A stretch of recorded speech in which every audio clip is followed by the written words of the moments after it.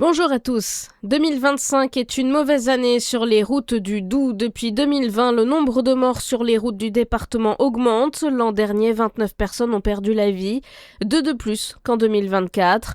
Un chiffre corroboré aussi par le nombre total d'infractions relevées en zone gendarmerie. Il est passé de 30 445 en 2024 à 31 684 en 2025. Parmi ces infractions, alcool au volant, vitesse excessive ou encore utilisation du portable. 40 morts et 119 blessés, c'est le dernier bilan donné hier par les autorités suisses, 3 jours après la nuit de la Saint-Sylvestre qui a viré au drame à Crans-Montana. 14 Français figurent parmi les blessés alors que 8 autres n'ont pas encore été localisés, indique le Quai d'Orsay. Une attente interminable pour leurs proches qui attendent aussi des réponses sur les causes de l'incendie.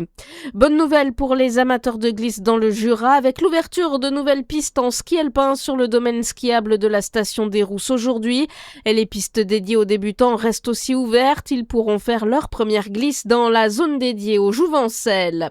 La ville de Chevigny-Saint-Sauveur relance son opération de collecte de coquilles d'huîtres et d'escargots. Objectif, produire un engrais écologique pour les sols agricoles. 5 points de collecte spécifiquement dédiés aux coquilles d'huîtres, de crustacés et d'escargots sont disponibles jusqu'à lundi. Cette opération vise à détourner ces résidus des circuits d'incinération classiques pour les transformer en engrais. À la page des sports, le Dakar 2026 s'élance aujourd'hui en Arabie Saoudite. Plus de 300 véhicules au départ de cette 48e édition.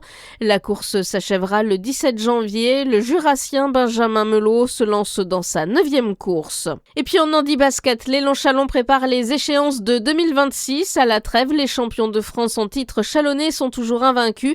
Après 6 journées de championnat, l'équipe a repris le chemin de l'entraînement hier. Objectif, la Coupe de France. Bonne journée sur Fréquence Plus.